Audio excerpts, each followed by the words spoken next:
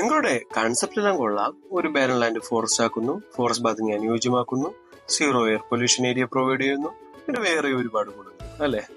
പക്ഷേ ഈ forest create ചെയ്ത് ഒപ്പം തന്നെ നമ്മുടെ അതിഥികൾ വരില്ലേ, നമ്മുടെ പാമ്പ് സാറുകൾ വരില്ലേ. അപ്പൊ അങ്ങനെ വന്നു കഴിഞ്ഞാൽ ഞങ്ങൾ എങ്ങനെയാ അവിടെ ടൈം സ്പെൻഡ് ചെയ്യും, സന്തോഷത്തോടെ സമാധാനത്തോടെ പേടിയില്ലാതെ. അപ്പോ ഇതിനൊരു സൊല്യൂഷനും ഒരു ക്ലാരിറ്റിയും വരുന്നതാണ് ഈ ഒരു വീഡിയോ. ഒന്നാമത്തെ കാര്യം, കാടുള്ളിടത്ത് പാമ്പുണ്ടാവും അല്ലെങ്കിൽ പാമ്പ് ആക്രമിക്കും എന്നുള്ളത് വെറും ഒരു മിത്ത് മാത്രമാണ്. അതിന് ഏറ്റവും ഉദാഹരണമാണ് നമ്മുടെ വയനാട്, ഇടുക്കി അല്ലെങ്കിൽ മൂന്നാർ എന്നിങ്ങനത്തെ ഘോര വനപ്രദേശങ്ങളിൽ ജീവിക്കുന്ന നമ്മളെ പോലത്തെ മനുഷ്യർ. അവരെ ആരെയും പാമ്പ് ഇങ്ങോട്ട് വന്ന് ആക്രമിക്കുന്നില്ല.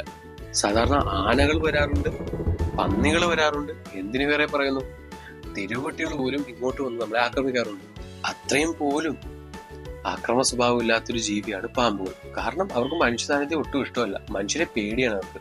മനുഷ്യ സാന്നിധ്യം ഉണ്ടെങ്കിൽ അവർ ആ ഒരു സ്ഥലം ഏറ്റവും മാക്സിമം അവോയ്ഡ് ചെയ്യാനും അവിടെ നിന്ന് പോവാനേ ശ്രമിക്കുകയുള്ളൂ. രണ്ടാമത്തെ കാര്യം, മിയാവാക്കി ഫോറസ്റ്റ് 30 ഇരട്ടി ഡെൻസാണ് സാധാരണ ഫോറസ്റ്റെ കാട്ടി. അതായത് മരങ്ങളുടെ അളവ് വളരെ കൂടുതലാണ്. അതുകൊണ്ട് തന്നെ സൂര്യപ്രകാശം മിയാവാക്കി ഫോറസ്റ്റിനുള്ളിൽ വളരെ വളരെ വളരെ കുറഞ്ഞ അളവിൽ കിട്ടുകയുള്ളൂ. അതുകൊണ്ട് തന്നെ അവിടെ സാധാരണ ഫോറസ്റ്റിൽ ഉണ്ടാവുന്ന ഷ്രബ്സ് ഒന്നും ഇവിടെ ഉണ്ടാകും. വളരെ വിസിബിലിറ്റി ക്ലിയർ ആയിരിക്കും മിയാവാക്കി ഫോറസ്റ്റിന്റെ ഉള്ളിൽ. മൂന്നാമതായിട്ട്, നമ്മൾ ക്രിയേറ്റ് ചെയ്യുന്ന മിയാവാക്കി ഫോറസ്റ്റിന് ചുറ്റും ഒരു ചുറ്റുമതിലുണ്ടാവും. അതോടൊപ്പം തന്നെ യാതൊരുവിധ ഇഴജന്തുക്കളും ജീവികളും കയറാത്ത വിധത്തിലുള്ള മെഷ് സംവിധാനവും നമ്മൾ ഒരുക്കും.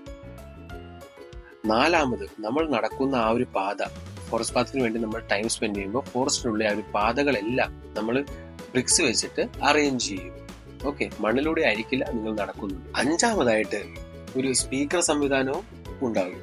വേറൊന്നുമല്ലാതെ ആൽഫ ബ്രെയിനേഴ്സിനെ പ്ലേ ചെയ്യിക്കാനാണ്. അതോടൊപ്പം തന്നെ മനുഷ്യ സാന്നിധ്യം ഉണ്ട് എന്ന് വരുത്തുന്ന തരത്തിലെ സൗണ്ടും വൈബ്രേഷൻസും നമ്മൾ ഫോറസ്റ്റിലെ ഫ്രീക്വൻസിയിൽ പ്ലേ ചെയ്യും.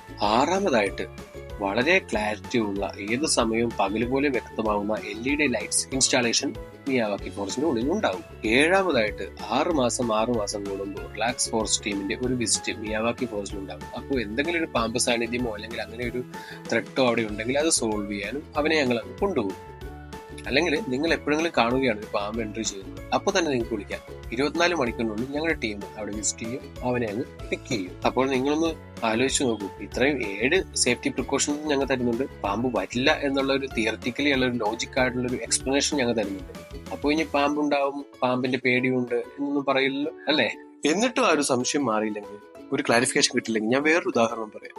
നമ്മുടെ ശബരിമല, പഴനി, മലയാറ്റൂർ, തിരുപ്പതി, ഇതെല്ലാം ഘോര വനങ്ങളുടെ ഉള്ളിൽ സ്ഥിതി ചെയ്യുന്ന അമ്പലങ്ങളാണ്. അമ്പലങ്ങളും ഭക്തി കേന്ദ്രങ്ങളുമാണ്. പക്ഷെ അവിടെ ചെല്ലുന്ന ഏതെങ്കിലും ഭക്തനെ പാമ്പ് കൊത്തിയതായിട്ടോ അല്ലെങ്കിൽ പാമ്പ് ആക്രമിച്ചതായിട്ടോ അല്ലെങ്കിൽ എന്തിനു വേറെ പറയുന്നു, പാമ്പിനെ കണ്ടതായിട്ടോ ഉള്ള ന്യൂസുകളെല്ലാം വളരെ വളരെ വളരെ ചുരുക്കമായിരിക്കും അല്ലേ?